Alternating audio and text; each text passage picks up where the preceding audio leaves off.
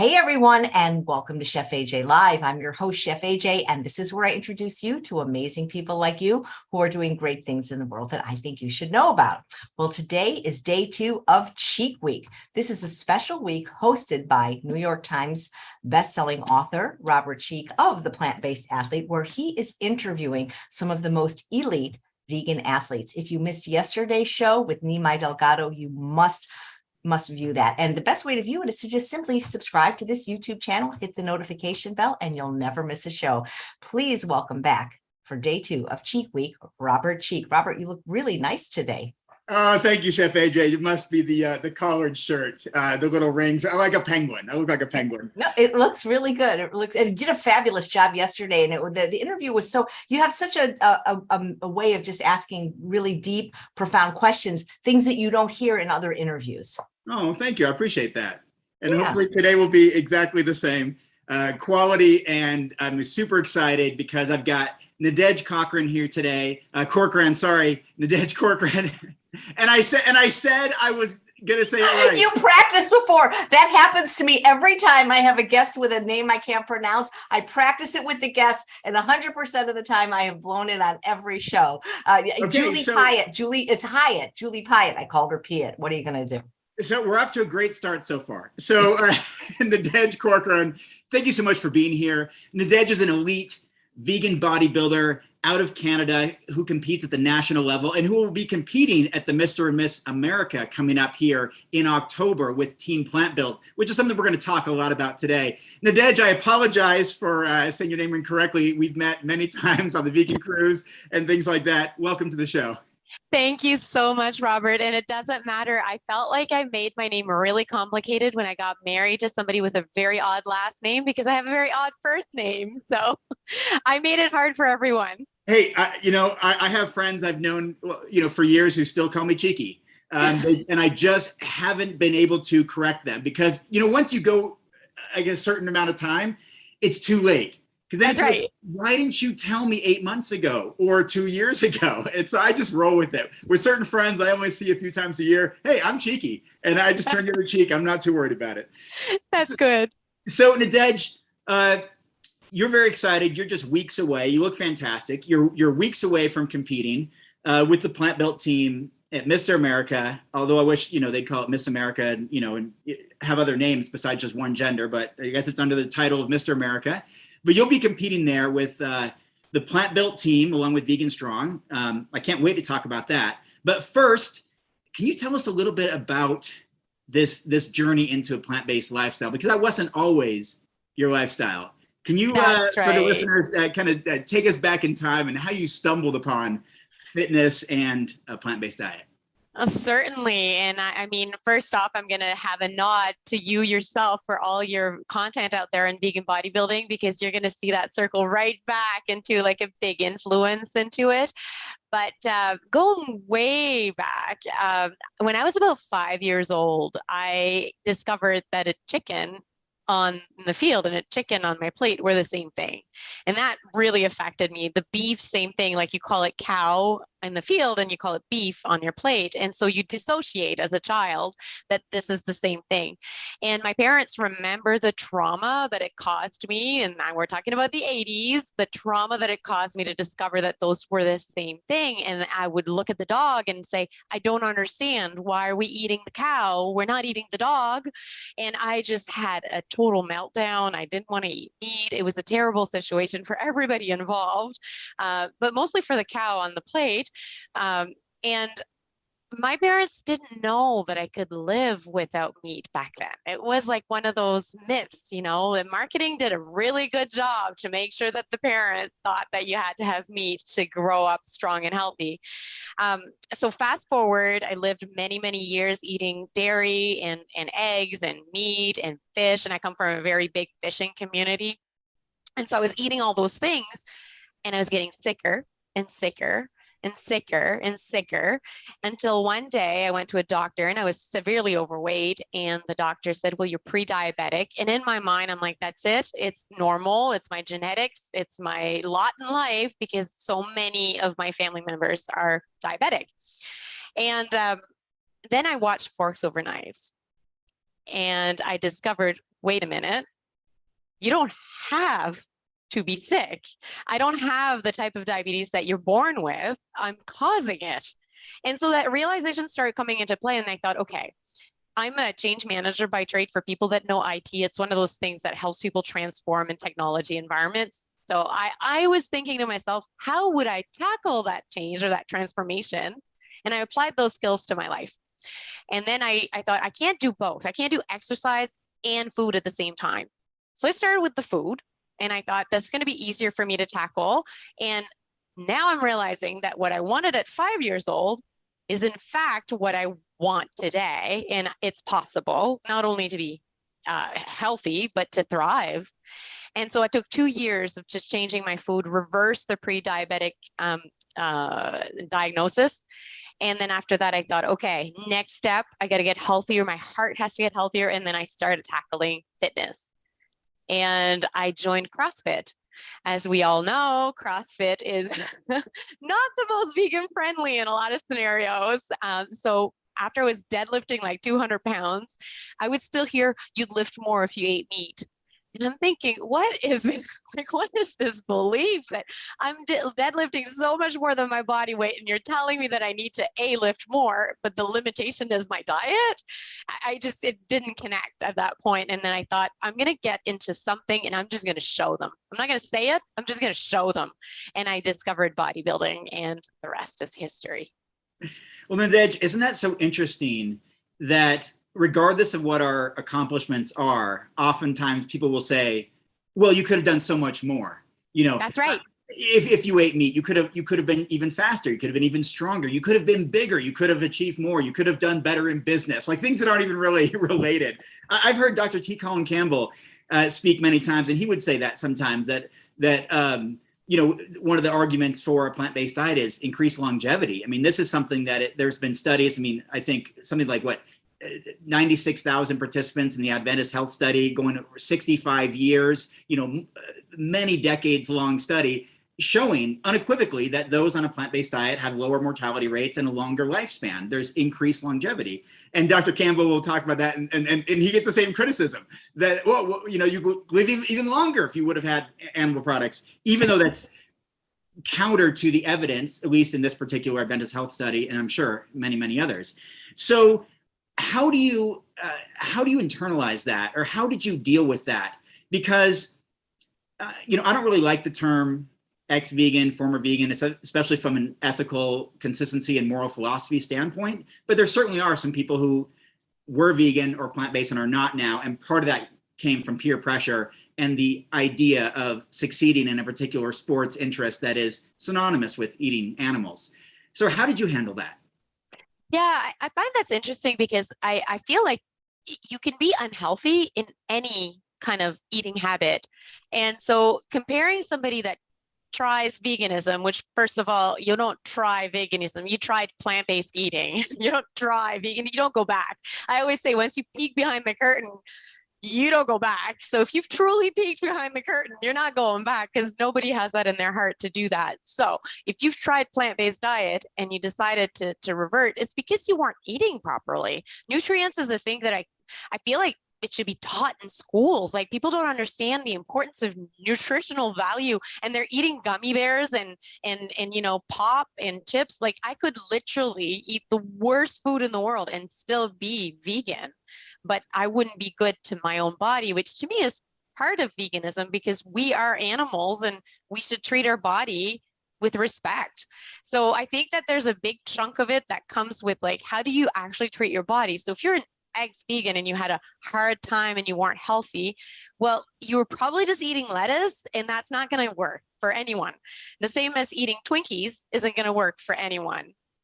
Yeah, it's a byproduct of our actions. What we do, what we consume, not just the food that we consume and the beverages that we consume and the calorie makeup of what we consume, but the types of information that we consume, the people that we hang around, the ideas that we take on to be our own and identify with, are going to have a big reflection on our outcome, I think. And I like something that you said early on. I was taking a little note here. I wanted to read this to you.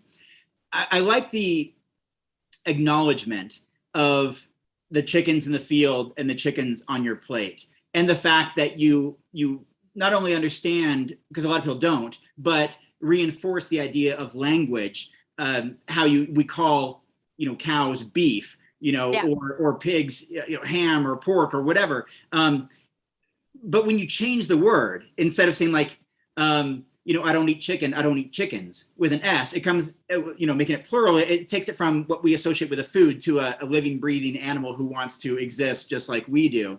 And so you reminded me of a popular bumper sticker. I think it's attributed to Farm Sanctuary from the 80s. And it says, if you love animals called pets, why do you eat animals called dinner? That's right.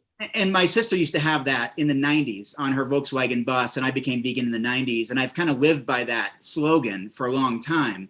So as a champion bodybuilder in the very competitive female fitness industry, I want to commend you for taking that stance, and your moral and ethical position that you just shared about there be no such thing really as an ex-vegan, because when you become aware of the cruelty that goes on a large scale, you really do change your heart and your mind.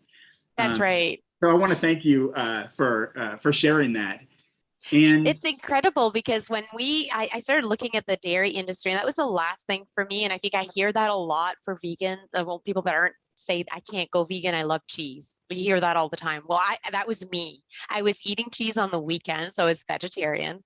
And eggs became easy because I said, well, I'm going to start calling them ovaries, which is what they are.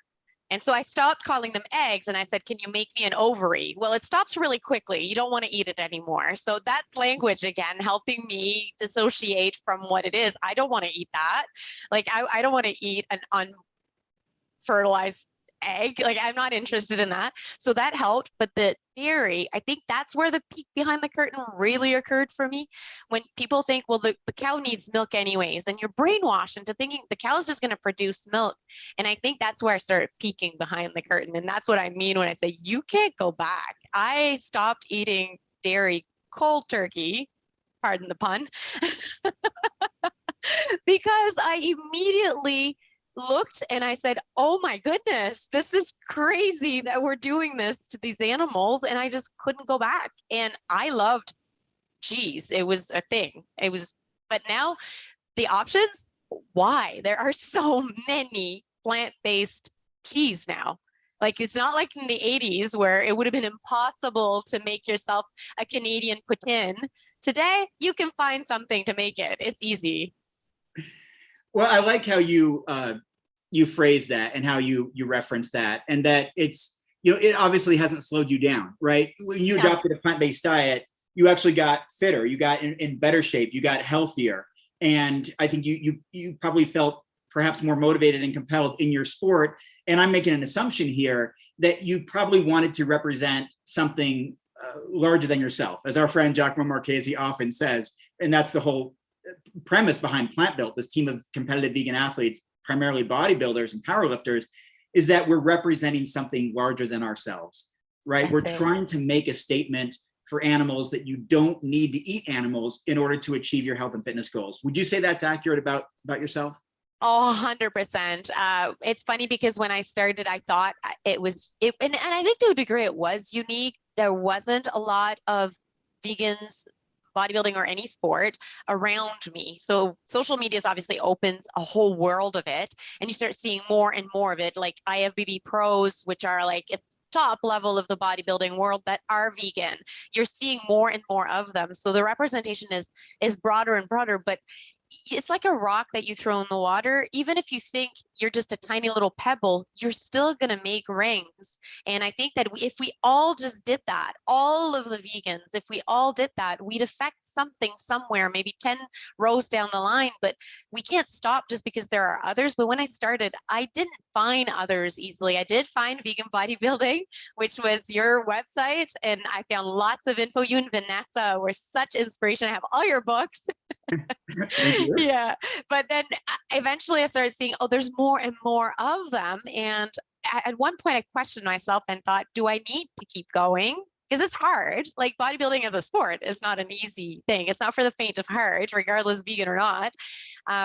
But then I realized we're all affecting people in some capacity in our circles. And if we all make circles, the impact will be bigger. Absolutely. And that's a fantastic transition, because I was just going to ask you about the bodybuilding aspect.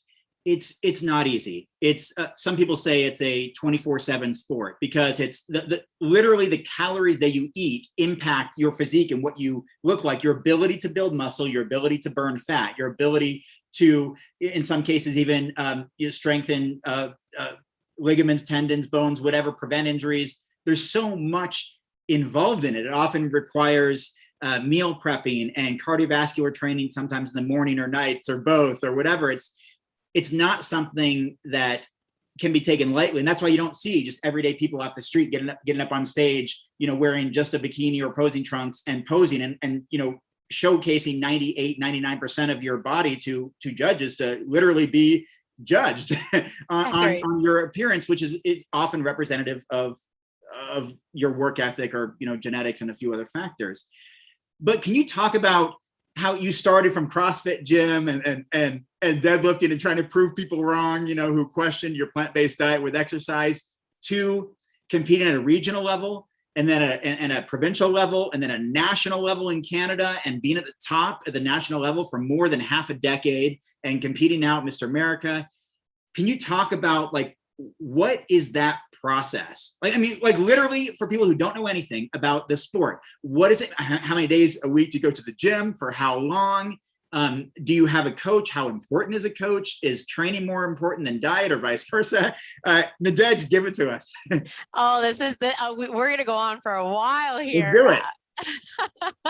Well, I'd say I'm going to go to one of the first things that you asked. I think that there's the concept of weight loss is something that people assume is because we think percentage body fat when we talk about this, but muscle building is just as important. If you lose a whole lot of body fat and you don't have muscle, you're just going to look skinny and stringy and not very healthy. And that was one of my fears when I started bodybuilding. I thought, I can't be stepping on stage and look like the skinny vegan.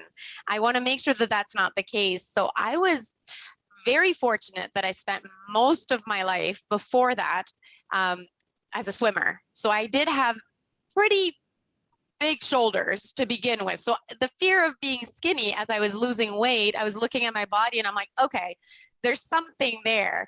But one of the pieces that was lagging behind was my legs. I am not blessed in the legs department. And if anybody learns anything about bodybuilding, I'm in the bikini division. If you don't have a good package on the glute side, you're going to have a problem.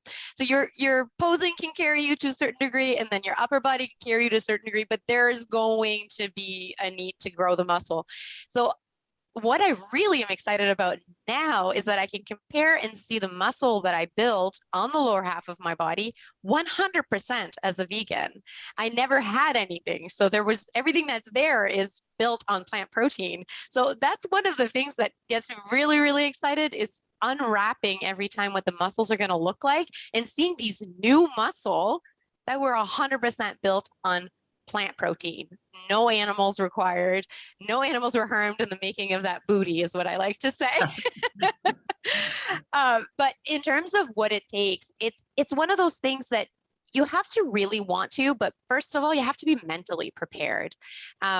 Some girls look at pictures of other girls on stage and say, I want to do that. And they target it as a goal. And one thing you have to have before you go there is self-confidence. You were just saying, Robert, you're going to be almost undressed in front of judges and they're going to pick body parts apart. They don't know you as a human being. And even if they did, it's irrelevant if you're a good person or not. If you built your muscles on plant or not, they don't actually care.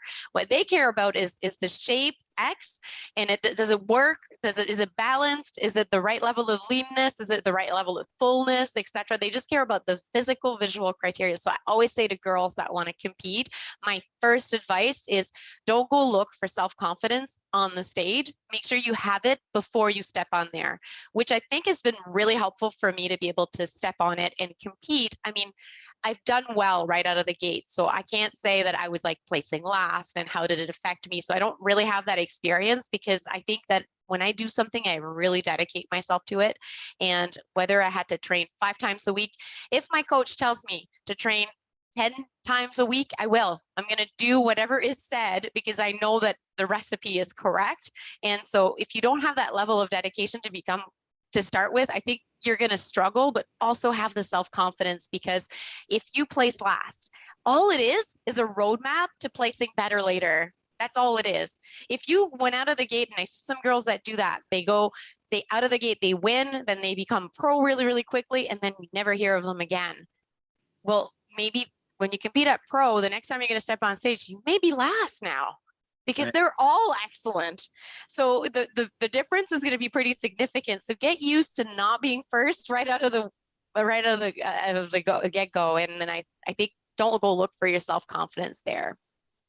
I want to chime in here something, Nadege, that a lot of people probably don't know, but in the course of the bodybuilding industry over the past 20 years, but certainly in the last 5 or 10 years, I would argue, and I think it can be substantiated, that the bikini division is the most competitive. There are more athletes who compete in bikini than any other division, period. Men's, women's, you name it. And I've been to a lot of shows recently. And for context, people tuning in, sometimes there might be 20 people in one category of like men's middleweight bodybuilding, and 240 competitors in women's bikini at a certain height. And then you have to compete against another height, and then another height. And then there's masters, and there's open, and there's all this stuff. And you compete at a high level in the most competitive, the most popular division in the sports. I want to commend you for that. That's no easy task.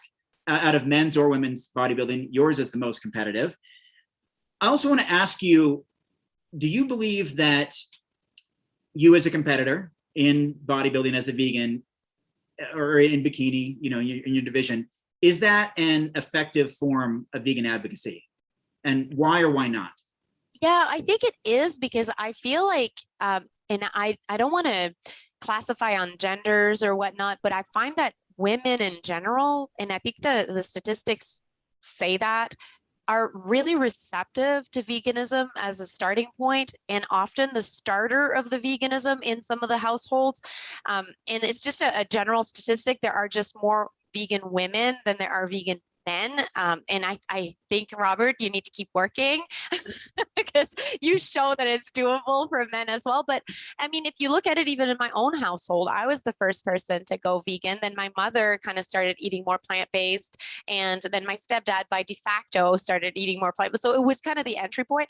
So competing with a bunch of ladies that are health conscious, usually, it's kind of a good starting point for this type of conversation. And then often I don't have to say anything.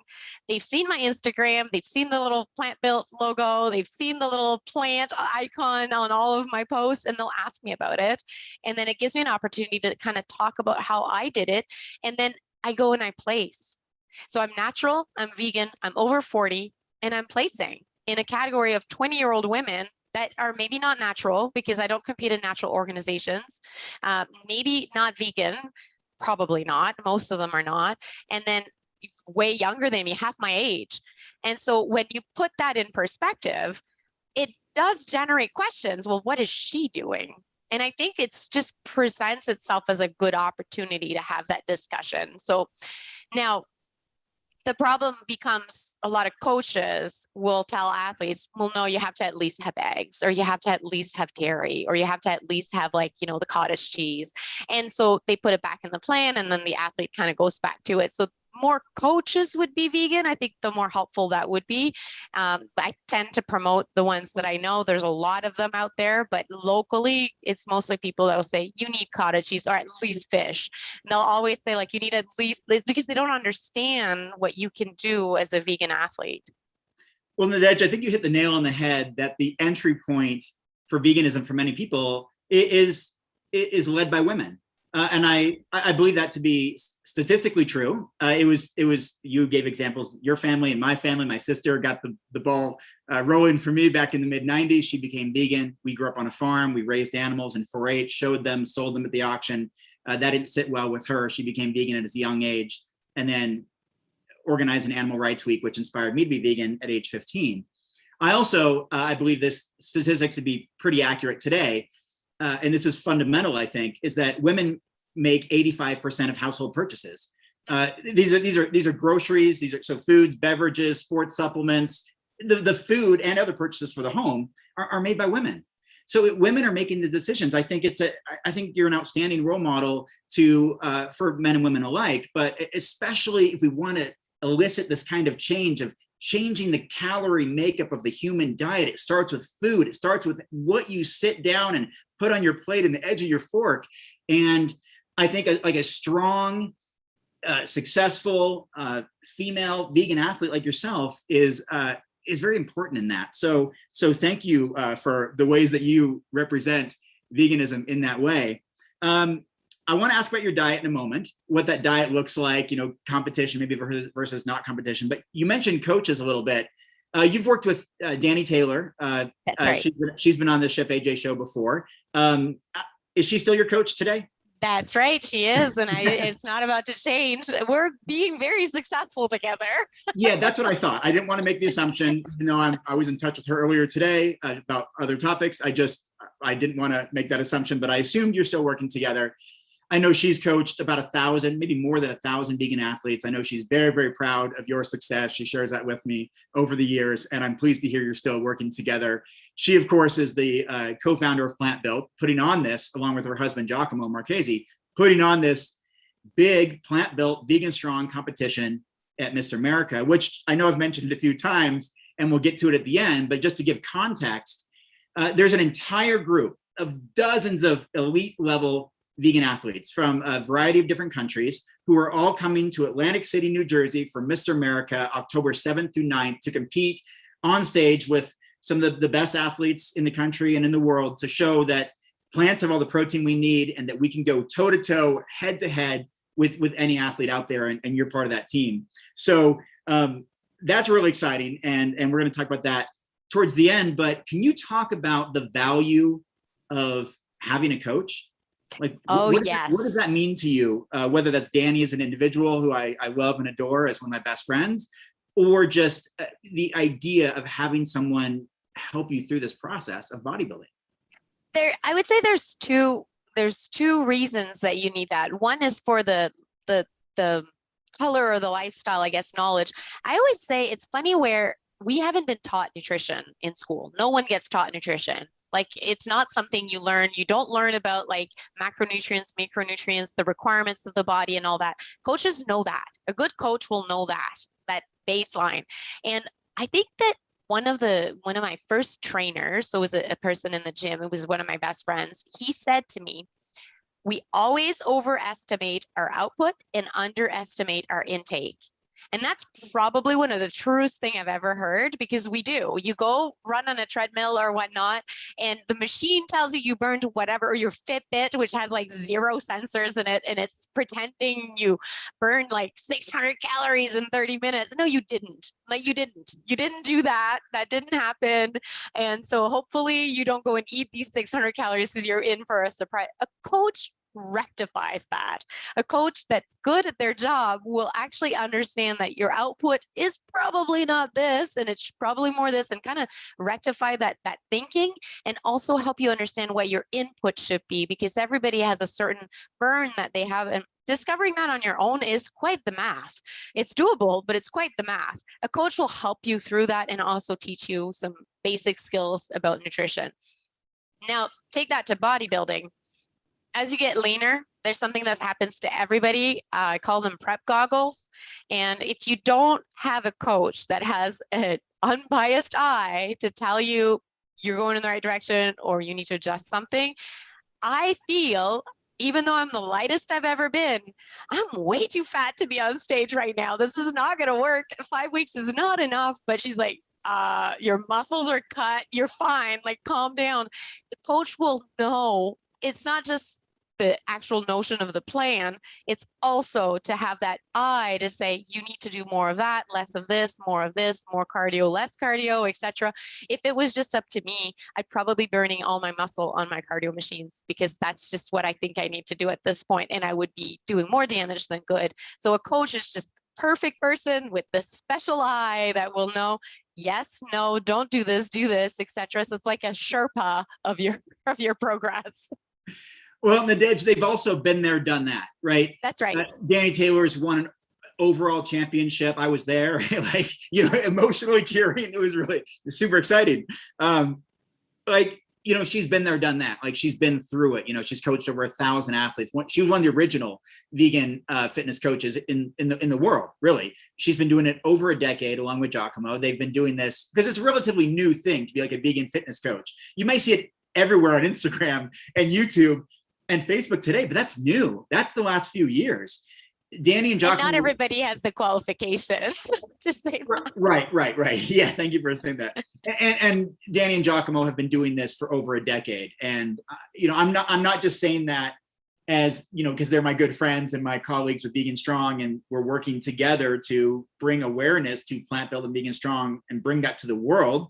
But I've watched them. I've known them. I mean, they spent 3 years at Christmas with my family.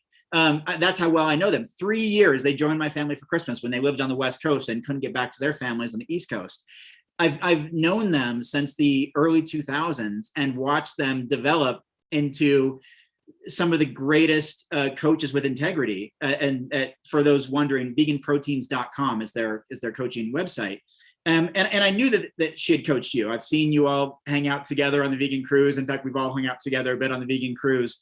And like I said, I was pleased to hear you're still working together. And I'll be seeing you in a month in Atlantic City. But let's talk about diet for a little bit. I have a different way of eating from Chef AJ, who has a different way of eating from, Nimai, who was on yesterday, who has a different way of eating from Dr. John McDougall, who has a different way of eating from Campbell or Esselstyn or, Barnard or somebody else, Joel Furman. But we all agree that a plant-based diet is the most nutritionally sound, the best for the planet, the animals, whatever. Can you describe what your diet is like as a bodybuilder? This is where shame sets in. Hey, let me preface. I'm going to be so honest. Okay, go for it. Yeah, this is going to be Nadege Raw. You can hashtag this Nadege Raw. Yeah, go for it. Not because my diet is raw. So when I started my plant-based journey, I was so good about like cutting up my vegetables and doing all the meal prep and having all my little containers, and I would eat all the colors. My goal was always eat X amount of colors a day. Like I had all of this food that I was eating that was super well prepped and etc. Like big bowls of spinach, etc. I have a pretty high demand job in life. I travel a lot for work. I'm on the go all the time. I could work like 12 hours in one day, and a lot of it is social interactions. So I end up pretty busy. Well, that turned me a bit into a convenience vegan. So packaged like mock meats are like my go-to. So I'm definitely allergic to pork, which I think everybody should be, because it's the best thing to do in the world, because then nobody, but what about bacon? Well, I can't eat it. It will kill me. So it's fine. So I've never had like bologna or bacon or anything like that. So it's not like it reminds me of the meat foods. Some people, it might or may not bother them. Anything that tastes too much like beef really bothers me. Like it's not for me. I can't do like the beef that looks and bleeds. Like I can't do that. I can't, it's too much. But the mock meats that are like, the bolognas or the bacons or anything like that, that's perfect for me because it doesn't remind me of meat. It has the right macros, gets me my nutrition for my protein, and I could literally grab a pack of bologna and that's my meal. So as long as I'm hitting my macros, I'm good. Now, with a coach like Danny, who has a lot of integrity, very health conscious, she will make sure that I get in some veggies, which is good. So every month they have a challenge for the entire team. And last month was get at least 2 cups of vegetables in a day, like that type of, which is fantastic for me because I'm a checkbox person. So my diet typically looks like during bodybuilding, it'll be the mock meats all the time, protein powder. I could live off of it. I love it so much. And throw in a few blueberries to get a little bit of blue in there, and then some mock meats all day. Like that's kind of my diet. When I think it's fair to say, Nadege, that there's so many different ways to make a plant-based diet work. And I know I've written entire books about, completely whole food, and then some with sports supplements, then some with a mix of processed foods and whole foods and all that. And that's kind of where I sit at the moment, based on preferences and lifestyle and habits and, behaviors and all these types of things.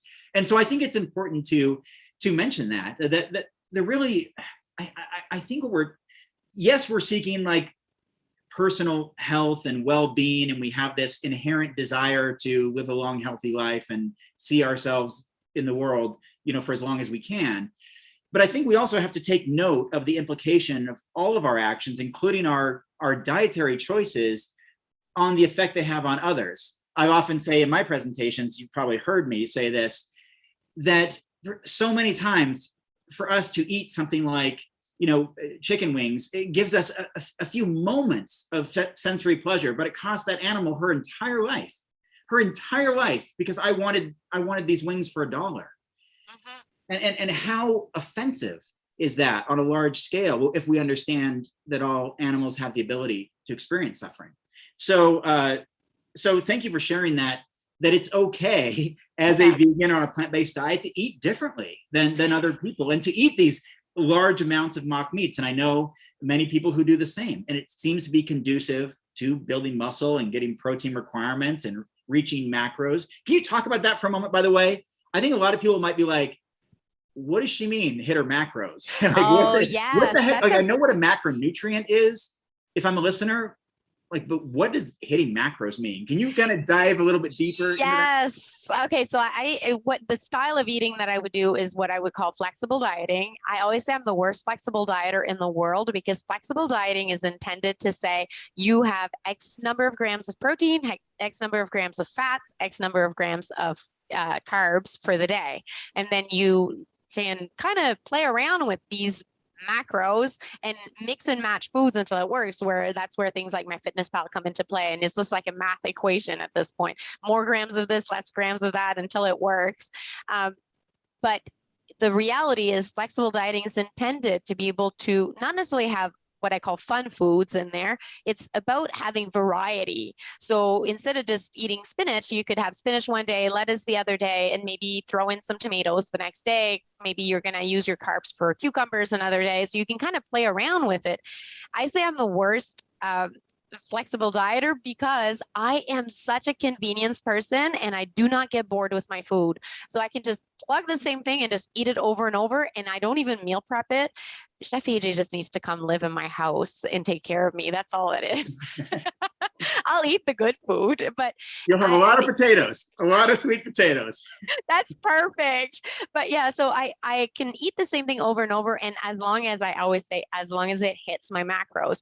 One thing that I've uncovered is during the prep process, so prepping for a bodybuilding show, some people will throw in sometimes like even just a tablespoon of maple syrup, and it would fit in your macros, and they'll put it on like, a waffle or something. I can't do that. Remember back at the beginning of this interview, we talked about me being pre-diabetic. I'm the type of person that can eat an entire pie in one sitting. Sugar is not for me. Like stevia is my friend. Sugar, no go, natural or otherwise, because if I put a tablespoon, I want 2, I want 3, I want 5. I can't stop it. I could drink the maple syrup bottle. I am a true Canadian. But at the end of the day, so I cut these things out for myself because of that. So I end up not eating what people would call fun foods a lot, like even vegan ice cream. There's vegan everything, vegan, donuts. I can't even look at one. I think I'm going to eat the whole pack. So I think people need to understand where they're at and kind of what their limitations are, but then also learn some healthy habits. So when I say I'm a convenience food vegan, I don't eat my carbs in the raw sugar format. So I do get a lot of vegetables in and a lot of these types of kind of carbohydrates, potatoes and things like that, oatmeal, etc. So the rest, my protein, is where my convenience comes in usually. Well, what I'm getting from this, Nadege, is that maybe there's somewhat of a falsehood to this idea that variety is key. And let me explain. You just said you don't get bored. You can eat the same things over and over, right? And I know I've seen Chef AJ post online recently, like, I don't know, something like Japanese sweet potatoes and broccoli or kale or something, and saying the same meal I've had every day for lunch for the last 10 years or whatever. Mm-hmm. And I think sometimes we have this idea that variety is essential, that it's key, but maybe sometimes that actually leads us astray, because now we're going to dive into, I want to eat these vegan donuts, I want to try these other things, which may not be problematic unless they become habitual. And then all of a sudden you're expanding, and you want to try all these different things that maybe are not conducive to your health and fitness goals. Whereas if you're reaching your nutrient requirements and reaching your macros, as you would say it, and you enjoy the food that you're eating, you don't get bored with it, and it's health promoting, what's wrong with that? That's right.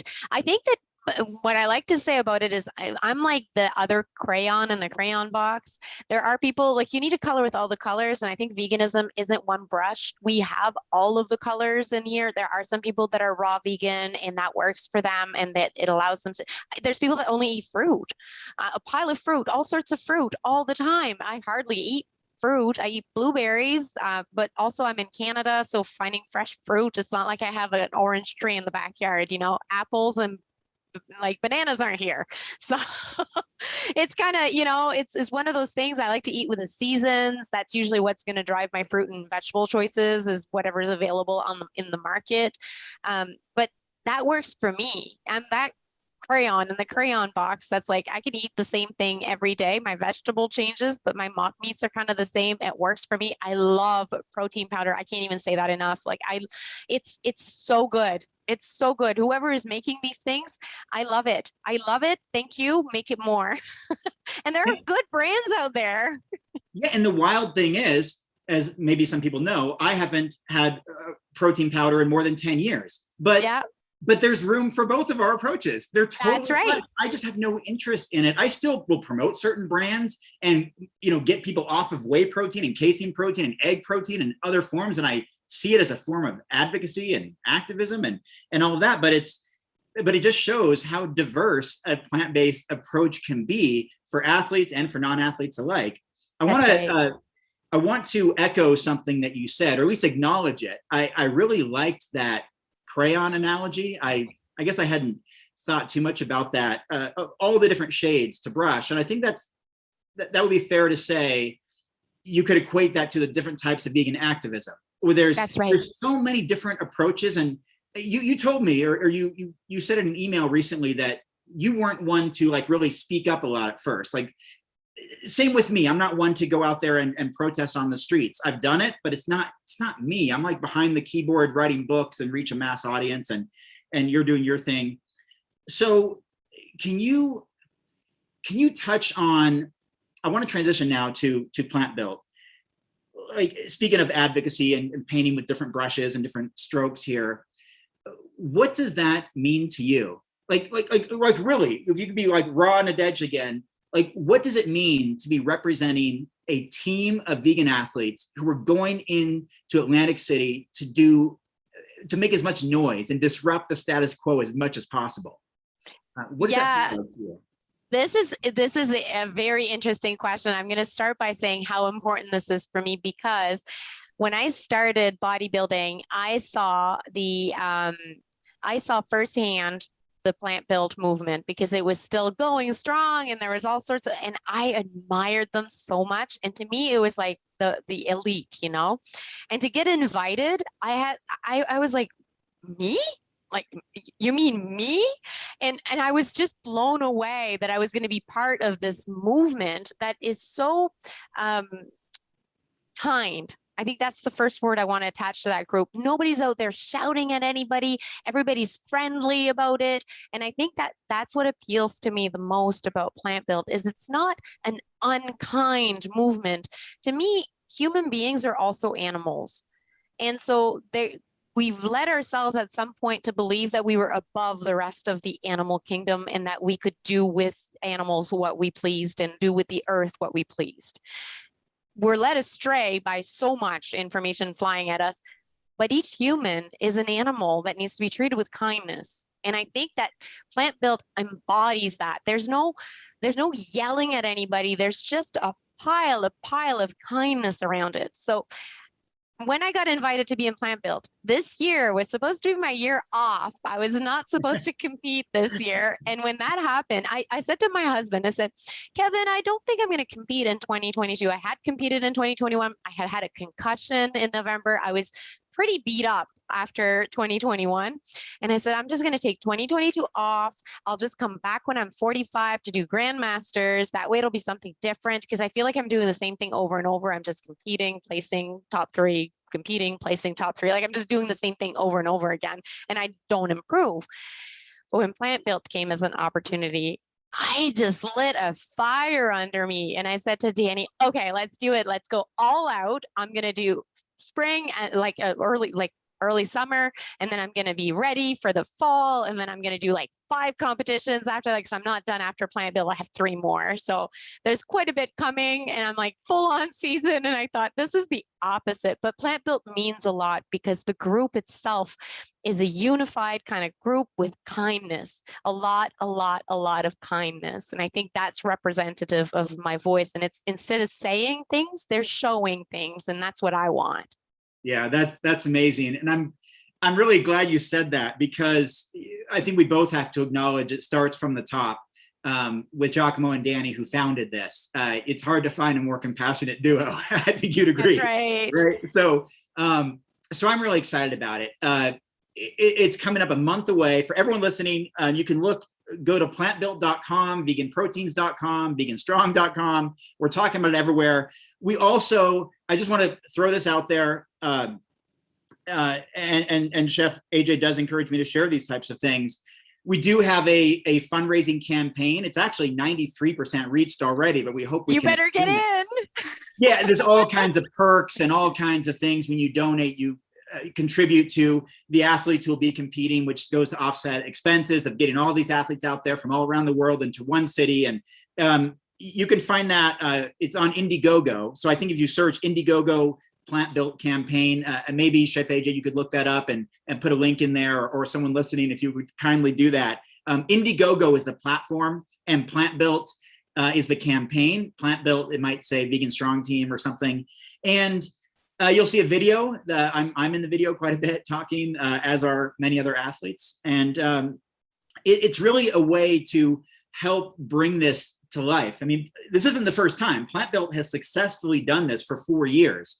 And Danny and Giacomo primarily fundraised on their own to make that happen, including putting a lot of their own resources into making it happen.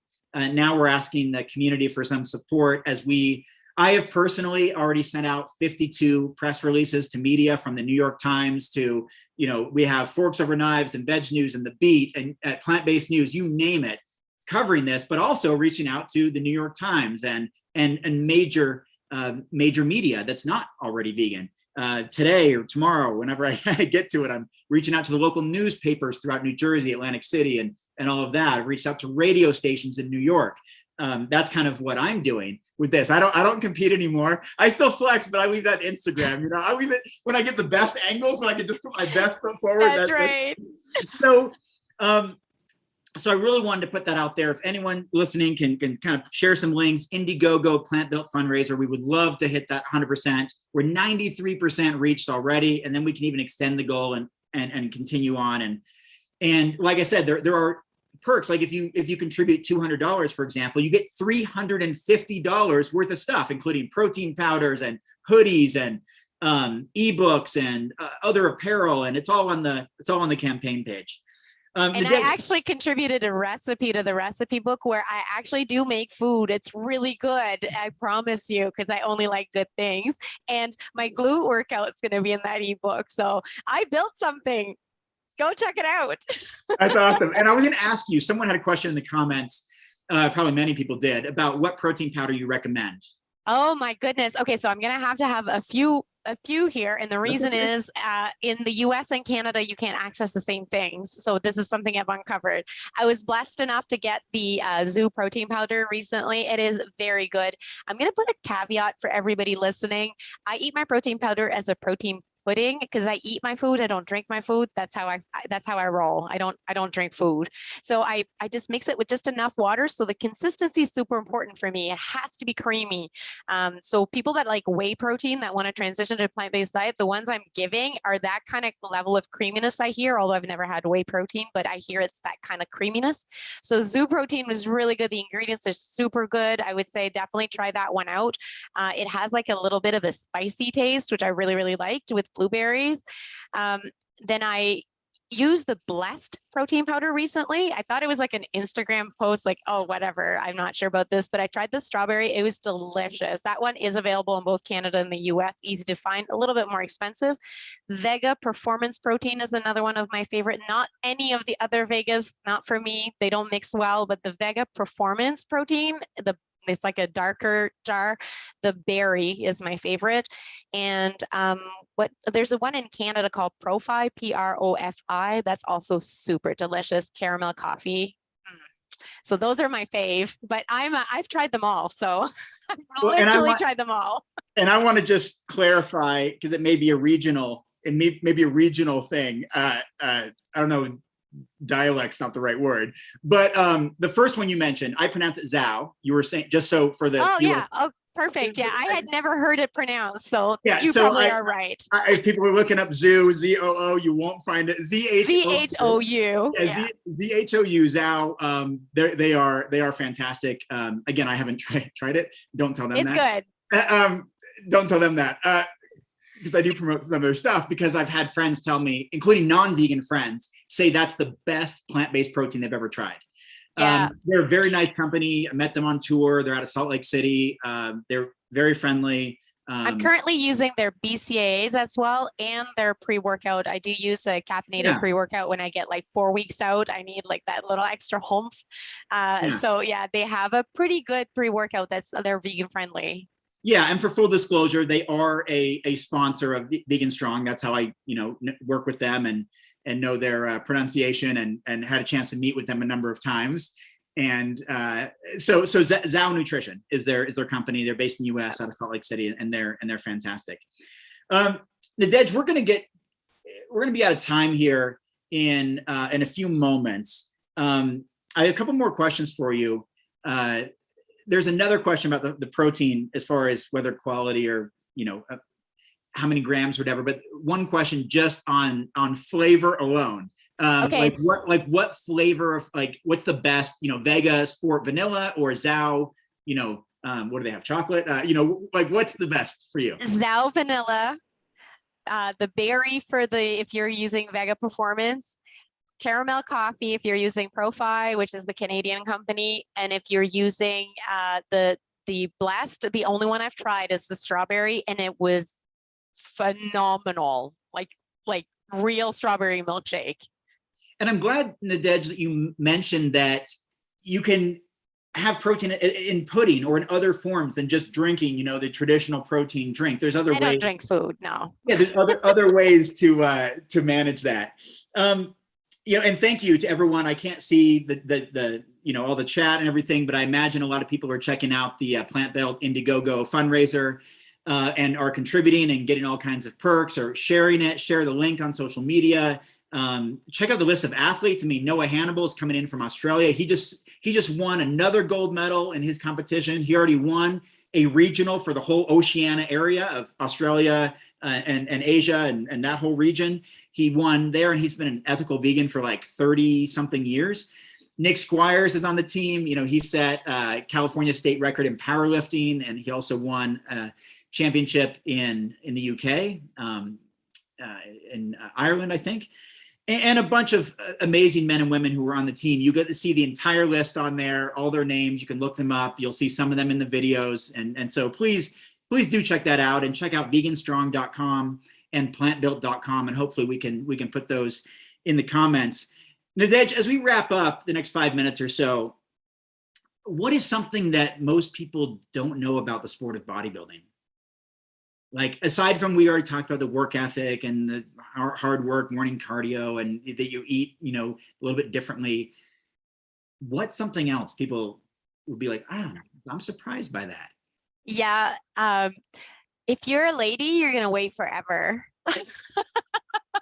So we have the largest classes, but not only that, we go last. So we have to wait all day. And there is something called peaking in bodybuilding, which means that you have to get to like your top condition, not too much water in your body, like the right level of everything, the right level of hard.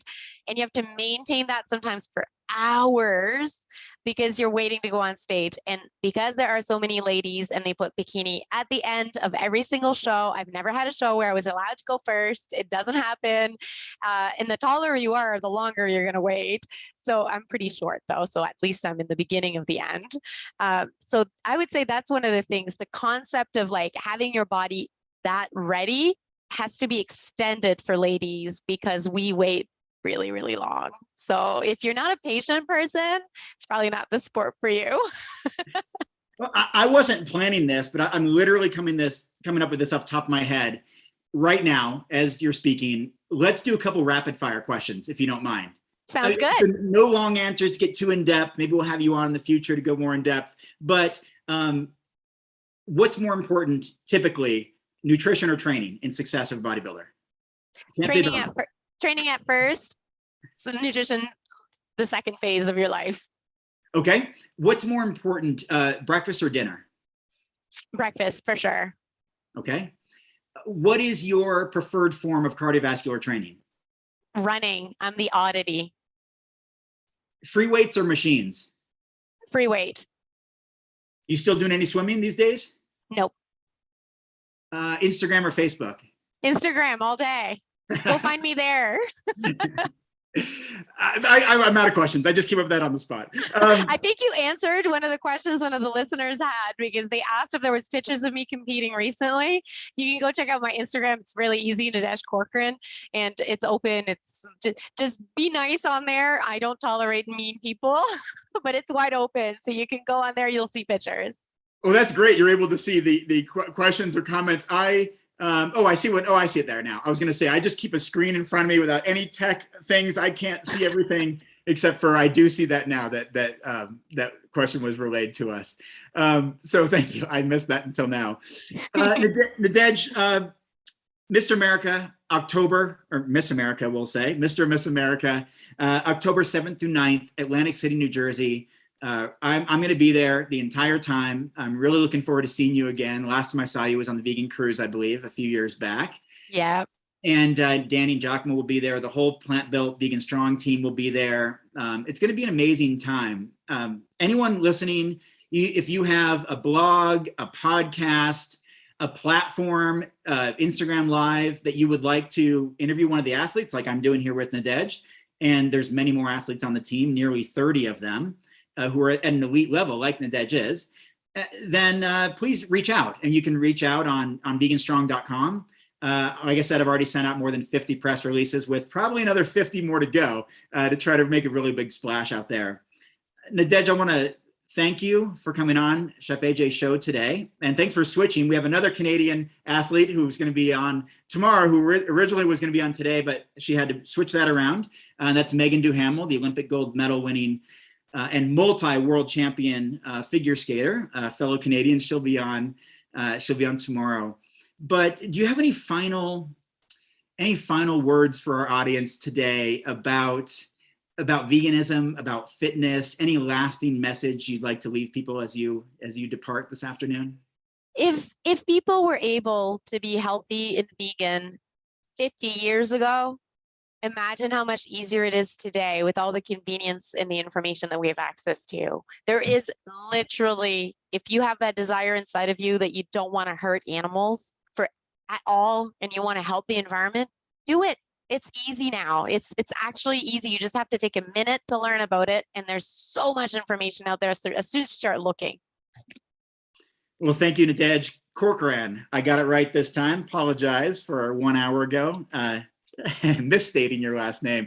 Nadege, it's been an honor. I really appreciate you. And I got to learn more about you today during this conversation. And I'm so happy that you shared what you did. And I wish you the best of luck. And I know you're going to rock it. You've got a wonderful coach and a fantastic team. And thank you for representing Plant Built and Vegan Strong in the magnificent ways that you do. So thank you for being on the show today. Thank you. And I want to thank you too. Also, it was such a fabulous interview. And Nadege, I love how you said you call chicken eggs ovaries. I call them the menstrual cycle of a chicken. And who wants to eat somebody's menstrual cycle, right? That's kind of weird, right? Yeah. And you know, same thing with milk. I mean, it's baby calf lactation fluid. I mean, you That's know, right. we need to call it what it is. But you know, when you said about this booty was built on plants, I'm thinking maybe you could get like it on the little shorts you guys wear. You know, that would be really a cool thing, because there are companies that you can personalize clothing. Wouldn't that be kind of cool? I love it. Booty built on plant. I love it. I can tell you the name of the company that does it. I think it would be absolutely fabulous. Do you happen to just nearby have any pictures of you competing, or where can we see them? Because I know people want to see what you look like when you're doing your shows. I wish I was standing in my gym, because there are pictures all over my gym. I do have a lot of them on my Instagram. So if people go there, you'll be able to see quite a few. I'm just going to scroll real quick to see if I can find you one. Oh yeah, here it is. So I have one here. I'm going to try to flash it onto the site and see what it looks like. Fantastic. So, It's unbelievable. Unbelievable. You have a dog on your Instagram page too, right? oh my goodness, I'm going to have two. I'm adopting a new one. He's coming on September 20th. But yes, I have a dog. His name is Pinto Bean, and he's adorable, and he's laying right next to me. It's funny because as stunning as your photos were, I kept getting drawn to a photo of him like laying in bed on a pillow. That was what was He's- taking my attention. And as it should, he deserves all of the credit, because he's my, like, I call him my therapy animal. He calms me down when I'm stressed out. Yeah. Well, I just think you're fabulous. And Robert, thank you for introducing me to people that I would not really meet if it wasn't for you. And know that any links you guys have, you can always add afterwards. You just tell me and I'll put them in the show notes to anything you want to promote. Well, thanks so much, Chef AJ. And thank you, Nadege. And thank you also, Nadege, for being adaptable and flexible, and with like 2 hours notice saying, yeah, I'll hop on and do it today and set it tomorrow, and let's make it happen. So I appreciate that. It worked out. That's great. And thanks everyone for watching another episode of Chef AJ Live. Please come back tomorrow for day 3 of Cheek Week, when Robert is going to be interviewing another fabulous elite plant-based